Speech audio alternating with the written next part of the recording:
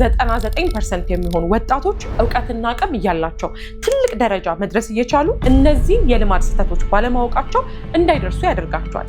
ይሄንን ቪዲዮ ማየት ያለበት ዕውቀትና አቅም አለኝ፣ ትልቅ ቦታ እንደሚገባኝ መድረስ እንደምችል አምናለሁ፣ ግን ምን እያያዘኝ እንደሆነ እኔም እያወቅኩት አይደለም፣ የትኛው ልማዴ ከዚህ እያስቀረኝ እንደሆነ እያወቅኩት አይደለም ለምትሉ ሰዎች ይሄንን ቪዲዮ እስከ መጨረሻው ማየት አለባችሁ። ሰላም፣ እንዴት ቆያችሁኝ?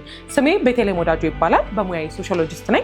ማህበረሰቡ ላይ ያሉ ሶሻል ፕሮብለሞችን በማየት የተለያዩ ጥናቶችን በማድረግ ለእናንተ መፍትሄዎችን ይዤ የምቀርብበት ዩቲዩብ ቻናል ነው። በዛሬው ቪዲዮአችን እናንተን መጥቀም የሚችልና ወደ ስኬታችሁ የሚያቀርቧችሁን ልማዶች ይዤላችሁ መጥቻለሁ። ወደ ቪዲዮአችን እንሄዳለን። ወደ ልማዶቹ ከመግባታችን በፊት ስለ ስፓይስ ልንገራችሁ። ስፓይስ የሚለውን ህግ ማሟላት ከጀመረን የህይወት ክፍላችንን በደንብ ማስተካከል ስለምንችል ህይወታችንን ስኬታማ ማድረግ እንችላለን። ስፓይስ ማለት ኤስ ማለት ስፒሪቹዋሊቲ ነው። በእምነታችን ጠንካራ መሆን፣ ሁላችሁም ባላችሁበት እምነት ላይ ጠንካራ መሆን። ሁለተኛው ደግሞ ፒ ነው። ፒ ማለት ደግሞ ፊዚካል ነው። ለፊዚካል ጤናችን የሚሆኑ ነገሮችን ማድረግ።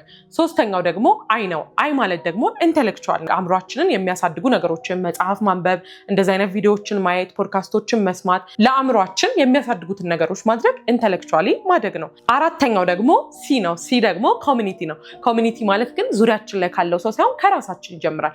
እኛም የራሳችን ኮሚኒቲ ነን። ስለዚህ ከራሳችን ጀምረን ራሳችንን ማወቅ፣ ራሳችንን መንከባከብ፣ ከዛ ደግሞ አለፍ ብለን የውጭ ሰው ሳይሆን መጀመሪያ አጠገባችን ያሉ ቤተሰቦቻችንን፣ ከዛ ጓደኞቻችንን፣ ከዛ ደግሞ ማህበረሰቡን ማገልገል ማለት ነው። ኮሚኒቲያችንን መውደድ፣ መንከባከብ፣ ማገልገል እንዳልኳችሁ ግን ከራስ ይጀምራል። የመጨረሻው ደግሞ ኢ ነው። ኢኮኖሚ፣ በገንዘብ ማደግ። በገንዘብ ማደግ ሲባል ግን መስራት ብቻ ሳይሆን ስለ ገንዘብ ማወቅ፣ ስለ ገንዘብ መረዳት በራሱ አንድ በገንዘብ የምናድግበት መንገድ ነው። ስፓይስ ማለት በህይወታችን ላይ እነዚህን ነገሮች ፐርሰንት እየሰጠናቸው የምናደርግ ከሆነ ህይወታችንን በደንብ ከፍ ማድረግ እንችላለን። ግን አብዛኛው ሰው ስፓይስ ከሚለው ህግ ላይ አንዱን ብቻ ሁለቱን ብቻ ያደርግና ከዛ በኋላ ገንዘብ ደስታን አይገዛም፣ እኔ እኮ ደስተኛ መሆን አልቻልኩም፣ ይኸው ስኬታማ ከሆንኩ በኋላም ደስተኛ መሆን አቃተኝ እያለ በጣም ብዙ ሰው ሲያወሩ እንሰማለን። አንድ የሰው ልጅ ግን ገንዘብ ብቻ ሳይሆን ኮሚኒቲ ያስፈልጓል። ኮሚኒቲ ብቻ ሳይሆን ደግሞ አእምሮንም መመገብ አለበት። አእምሮ ብቻ ሳይሆን ደግሞ ፊዚካል ጤናም ያስፈልጋል። ፊዚካል ጤና ብቻ ሳይሆን ደግሞ ነፍሳችን ፈጣሪዋን ትፈልጋለች። ስለዚህ ነፍሳችንንም ማሰብ አለብን። ስለዚህ ስፓይስ የሚለውን ህግ በመከተል እስኪ እናንተ ራሳችሁን ሬት አድርጉ። አሁን ምን ላይ ነው ያላችሁት? ስፒሪቹዋሊስት ከ10 ሬት አድርጉት። ምን ላይ ናችሁ? በእምነታችሁ ምን አይነት ነገሮችን ታደርጋላችሁ? ትጸልያላችሁ ወይ? ወደ እምነት ተቋማቶች ትሄዳላችሁ ወይ? የሚለውን እስቲ ከ10 ሬት አድርጉና ኮመንት ላይ አስቀምጡልኝ። ፊዚካሊም ልክ እንደዛው ወቅት ታደርጋላችሁ ወይ? ጤነኛ ምግብ ትበላላችሁ ወይ? ለሄልዛችሁ የሚጠቅማችሁን ነገር ታደርጋላችሁ ወይ? ከዛ ደግሞ ኢንተሌክቹዋሊ ደግሞ መጽሐፎችን ታነባላችሁ፣ የተለያዩ ትሬኒንጎችን፣ የተለያዩ ነገሮችን አእምሯችሁን የሚያሳድጉ ነገሮችን ታደርጋላችሁ። እሱንም ከ10 ሬት አድርጉልኝ። ከዛ ደግሞ ኮሚኒቲ ላይ ከራሳችሁ ጋር ያላችሁ ግንኙነት ምን አይነት ነው? ራሳችሁ ምን ያህል ታውቃላችሁ? ምን ያህል ትወዳላችሁ? ምን ያህል ትንከባከባላችሁ? ከዛ ደግሞ ከራሳችሁ ቀጥሎ ለቤተሰቦቻችሁስ ምን አይነት ሰዎች ናቸው? አጠገባችሁ ዙሪያችሁ ላሉ ሰዎች ምን አይነት ናችሁ? የምትንከባከቡ፣ የምታከብሩ ቤተሰቦቻችሁን፣ ከዛ ደግሞ ኮሚኒቲያችሁ ላይ ምን አይነት ሰዎች ናቸው የሚለውንም እንደዛው ከ10 ሬት አድርጉልኝ። የመጨረሻው ደግሞ ኢኮኖሚካሊ ምን ላይ ናችሁ? ያ ማለት ግዴታ አሁን ላይ ሀብታም መሆን አለባችሁ፣ አሁን ላይ ብዙ ገንዘብ ያስፈልጋችኋል ሳይሆን ለገንዘብ ምን እያደረጋችሁ ነው? እውነታው የሰው ልጅ እነዚህን ነገሮች ካሟላ በኋላ ገንዘብ ያስፈልጓል። ገንዘብ እነዚህን ነገሮች በሙሉ የመመጥበት ፓወር አለው። ለምን? ገንዘብ ባጣን ቁጥር ብዙ ነገሮች ላይ ጠንካራ ለመሆን ከባድ ያደርገዋል። ስለዚህ ለገንዘብስ ምን እያደረጋችሁ ነው? ምን እየሰራችሁ ነው? ሴቭ እያደረጋችሁ ነው ወይ? የተለያዩ ነገሮችን እያነበባችሁ ነው ወይ? ትሬኒንግ እየወሰዳችሁ ነው ወይ? ሞር ገንዘብ እንዲያመጣላችሁ የሚያደርግ ነገር ምን እያደረጋችሁ ነው? እስቲ እነዚህን ስፓይስ የሚለውን ህግ አይታችሁ ህይወታችሁን ሬት አድርጉትና ከ10 አድርጋችሁ ኮመንት ላይ አስቀምጡልኝ። ስፒሪቹዋሊ እዚህ ላይ ነኝ፣ ፊዚካሊ እዚህ ላይ ነኝ እያላችሁ ከ10 አስቀምጡልን። ከዛ ደግሞ ቀጥታ እነዚህ ነገሮች እንዳናሳካ አቅማችንን፣ ዕውቀታችንን፣ ፖቴንሻላችንን እንዳንጠቀም የሚያደርጉን ብዙም የማናስተውላቸው 99% የሚሆኑ ሰዎች የሚሳሳቷቸውን ልማዶች እናያለን። ቀጥታ ወደ ልማዶቹ እንገባለን። የመጀመሪያው የተሳሳተ ልማድ ረጅም ነገሮችን መሰልቸት ነው። አሁን አብዛኛው ሰው ረጅም ሰዓት ፎከስ አድርጎ መስራት በጣም እያቃተው ነው። ኢቭን ረጃጅም ቪዲዮዎች ላይ አናሊቲክሶችን ለማየት ሞክሬያለሁ። የኔም ቪዲዮም የተለያዩ ቪዲዮዎችንም ለማየት ስሞክር አብዛኛው ሰው እስከ ግማሽ እንኳን መድረስ አቅቶታል። በእርግጠኝነት ቪዲዮን እኮ ማየት ይፈልጋል፣ መጨረስ ይፈልጋል። ኢቭን ቆይ በኋላ ያዋለው ብሎ ያስቀምጠውና ከዛ ግን ሳያየው ይቀራል። በጣም ረጃጅም ቪዲዮዎችን የማየት ልማዳችንን እየቀነስን ስለመጣ ፎከስድ ሆነን የመስራት ልማዳችንን በዛው ልክ በጣም እየቀነሰ ነው።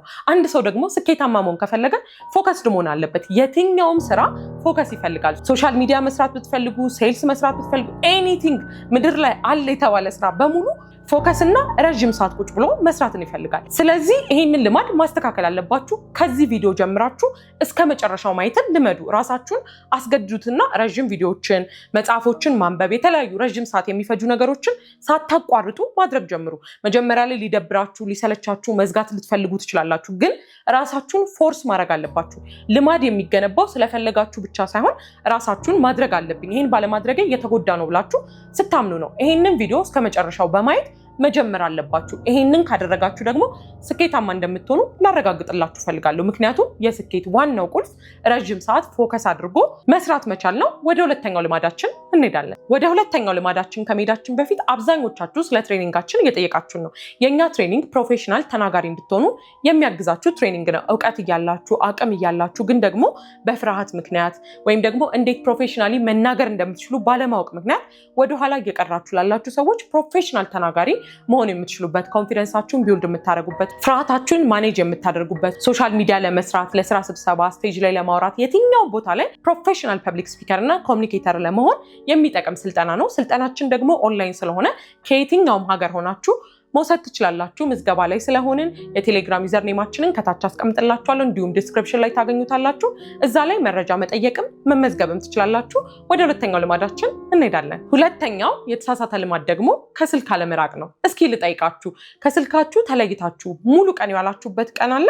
እስቲ ኮመንት ላይ አስቀምጡልኝ። ተዉትና ሙሉ ቀን የሚለው ያለ ስልካችሁ ምን ያህል ደቂቃ ምን ያህል ሰዓት መቀመጥ ትችላላችሁ? አሁንም ቻሌንጅ አደርጋችኋለሁ። እስቲ አንድ ቀን በሳምንት ስልካችሁን ሳትነኩ የምትሉበትን ቀን መድቡ። ከዚህ በኋላ በሳምንት አንድ ቀን ስልካችሁን ሙሉ ለሙሉ የማትነኩበትን ቀን መድባችሁ ለራሳችሁ ስጡ። የቪዲዮ መጀመሪያ ላይ ስናነሳ ስለ ስፓይስ ህግ አይተናል። ስፓይስ ደግሞ ፎከስ ይፈልጋል። ፎከስ ደግሞ ስልክና ዲስትራክሽኖችን መተው መቻል አለብን። ስፒሪቹዋሊ አሪፍ ለመሆን አንድ ሰው በመንፈሱ ጠንካራ መሆን ከፈለገ፣ ከፈጣሪው ጋር ኮኔክት ማድረግ ከፈለገ ከስልክ መራቅ አለበት። ከራሱ ጋር ኮኔክት ማድረግ ከፈለገ ከስልክና ከዲስትራክሽን መራቅ አለበት። እስኪ በሳምንት አንዴ ራሳችሁን ቻሌንጅ አድርጉ። ራሳችሁን ቻሌንጅ አድርጋችሁ እዚህ ቪዲዮ ላይ ተመልሳችሁ ደግሞ ኮመንት ላይ አስቀምጡልኝ። በሳምንት አንድ ቀን ሙሉውን ስልክ ሳትነኩ የምትሉበት ቀን ጉዳችሁን ታያላችሁ። በጣም አብዛኛው ሰው ያለ ስልኩ መዋል አቅቶታል። እንደዛ የሆንን ራሱ አይመስለንም፣ ግን ሪያሊቲው ልክ ይሄንን ቻሌንጅ ስትጀምሩት ምን ያህል ከስልካችን ጋር አዲክሽን እንደያዘን እንድናይ ያደርገናል። ስለዚህ ኮንሸስ ሆናችሁ በሳምንት አንድ ያቁሙና መታችሁ ኮመንት ላይ የተሰማችሁን ስሜት እንዴት እንዳደረጋችሁት ታስቀምጡልኛላችሁ። ወደ ሶስተኛው ልማዳችን እንሄዳለን። ሶስተኛው ልማድ ደግሞ የተግባር ሰው አለመሆን ነው። አሁን አብዛኛው ወጣት ያነባል፣ ሶሻል ሚዲያዎች ላይ የተለያዩ እውቀቶችን ያያል። ኢቭን እኔ ኮመንት ላይ ራሱ ብዙ ጊዜ ያለው ቤቲ በጣም ነው የማመሰግነው፣ በጣም ጥሩ ነገር ነገርሽን፣ በጣም ብዙ ጊዜ እንደዚህ ሲሉ ሰማለሁ። እና አብዛኛው ሰው ጋር የማየው ችግር የተግባር ችግር ነው። ብዙ ሰው እውቀት አለው፣ አቅም አለው፣ ብዙ ቦታ መድረስ እየቻለ ግን የተግባር ሰው ባለመሆኑ ብዙ ነገሮችን እንዳያደርግ ያደርጓል። ስለዚህ እስቲ ያላችሁን እውቀት መጠቀም ጀምሩ። ለምሳሌ ከዚህ በፊት እኔ ስለ ፐብሊክ ስፒኪንግ፣ ስለ ኮሚኒኬሽን የተለያዩ ቪዲዮዎችን ሰርቼ ይላችኋለሁ። ኢቭን ሌላም ቦታ ላይ ያያችኋቸውን የተለያዩ የሚጠቅሙ ቪዲዮዎችን፣ መጽሐፎችን እናንተም ያላችሁን ኤክስፒሪየንስ እና እውቀት በህይወታችሁ ስትኖሩ የተማራችኋቸውን ትምህርቶች ኤክስፒሪየንሳችሁን እስኪ መጠቀም ጀምሩ። ሌላ እውቀት ቼዝ ከማድረግ ሌላ እውቀት አሁንም ከመሰብሰብ ቆም በሉና እውቀታችሁን መጠቀም ጀምሩ። ለምሳሌ ስፓይስ ህግ ያወራነው ላይ ስፒሪቹዋሊ የምታውቋቸውን ነገሮች ከማንበብ ጀምሩ። ጸሎት ከማድረግ ጀምሩ። ራሳችሁ ከምታውቁት ነገር ጀምሩ። ፊዚካሊም እንደዛው፣ ኢኮኖሚካሊም ኤቭሪቲንግ ላይ መጀመሪያ ከእናንተ እውቀት ጀምሩ። ይሄንንም ቪዲዮ ካያችሁ በኋላ ከተግባር ጀምሩ። መጀመሪያ ላይ ይሄንን ቪዲዮ እስከመጨረሻው ብያችኋለሁ። ከዛ ደግሞ በሳምንት አንድ ቀን ስልክ የማትነኩበት ቀን ብያለሁ። ይሄንን ተግባራዊ ከማድረግ ጀምሩ። በጣም አብዛኛው ሰው ጋር ፖቴንሻሉን እንዳይጠቀም የሚያደርገው የተግባር ሰው አለመሆን ነው። ስለዚህ ከዛሬዋ ዕለት ጀምሮ የተግባር ሰዎች መሆን ጀምሩ። ወደ አራተኛው ልማዳችን እንሄዳለን። አራተኛው መድረስ ከምንችልበት ቦታ እንዳንደርስ የሚያደርገን የተሳሳተው ልማድ ደግሞ ዝግጁነት ስሜትን መጠበቅ ነው። ዝግጁነት ስሜትና ሁሉ ነገር እስኪሟላ፣ እስኪዘጋጅ፣ እስኪስተካከል መጠበቅ ነው።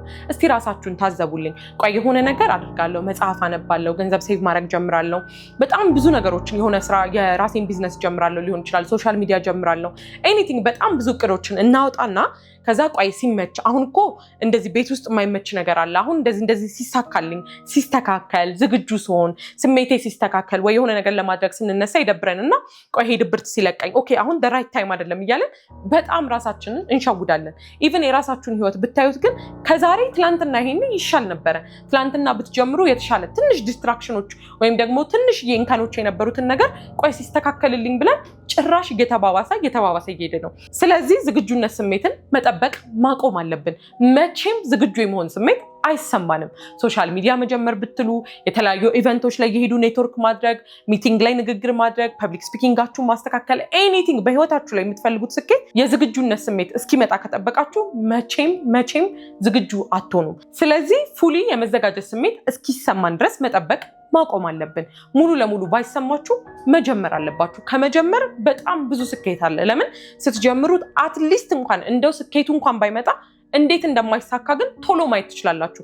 ቶሎ የማይሳካበትን መንገድ አወቃችሁ ማለት ደግሞ ለመሳካት ቀረባችሁ ማለት ነው። አራተኛው ልማዳችን እንዳልኳችሁ የዝግጁነት ስሜትን አለመጠበቅ ነው። የዝግጁነትን ስሜት እየጠበቃችሁ ያላችሁ ሰዎች አሁኑኑ መጀመር አለባችሁ። ወደ አምስተኛው ልማዳችን እንሄዳለን። ወደ አምስተኛው ልማዳችን ከመሄዳችን በፊት ግን ይሄንን ዩቲዩብ ቻናል ሰብስክራይብ ካላደረጋችሁ ሰብስክራይብ ማድረጋችሁን እንዳትረሱ። ምክንያቱም ሰብስክራይብ ባለማድረግ በጣም ብዙ ለውጦችን ማምጣት የምትችሉባቸውን የተለያዩ ቲፖችን ታጣላችሁ። ስለዚህ ሰብስክራይብ ማድረጋችሁን እርግጠኛ ሁኑ። ሰብስክራይብ ስለምታደርጉኝ ደግሞ እጅግ በጣም አመሰግናለሁ። ወደ አምስተኛው ልማዳችን እንሄዳለን። አምስተኛው ልማዳችን ከራስ ውጪ ሁሉንም ነገር መውቀስ ነው።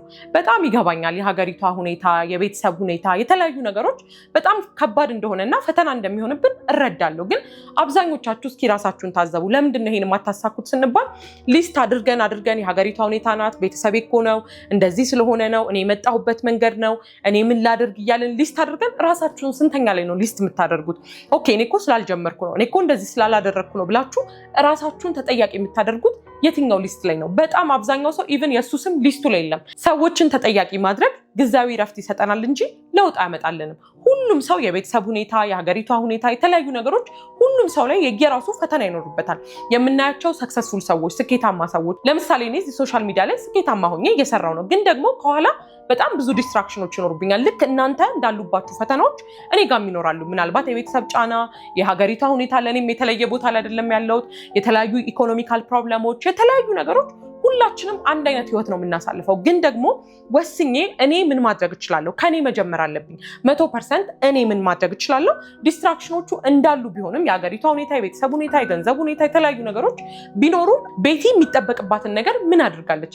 ያኔ በደንብ ማሳካት ትችላላችሁ። እኔም እዚህ ደረጃ ላይ መድረስ የቻልኩትኝ ሰዎችን ተጠያቂ ከማድረግ ወጥቼ እኔ ምን ማድረግ እችላለሁ? ከኔ ምን ይጠበቃል? እኔ ምን ማድረግ እችላለሁ ስትሉ ደግሞ ፈጣሪም በእጥፍ ያግዛችኋል። ዋና የሚያስፈልገው ነገር እናንተ ስትሰሩ የሚረዳችሁ ፈጣሪ እንዳላችሁ ማወቅና ማስታወስ ነው። ስለዚህ ሰዎችን ተጠያቂ ማድረግ፣ መውቀስ፣ አካባቢ ሁሉም ሰው ችግር እንዳለበት አውቃችሁ የእናንተንም ችግር እያሳነስኩባችሁ ወይም ደግሞ እናንተ ሰነፎች ናችሁ እያልኳችሁ ሳይሆን፣ ግን ደግሞ መጀመር አለባችሁ እናንተ ከምትችሉት። ያኔ ስትሰሩ ስትለፉ ደግሞ ፈጣሪ ዝም ብሎ አያችሁም። ዋጋችሁን የሰራችሁበትን ነገር በሙሉ ማግኘታችሁ አይቀርም። ሰው የዘራውን ያጭዳል። ስለዚህ አሁኑኑ ከእናንተ የሚጠበቀውን ነገር ማድረግ ጀምሩ። ወደ ቀጣዩ ልማዳችን እንሄዳለን።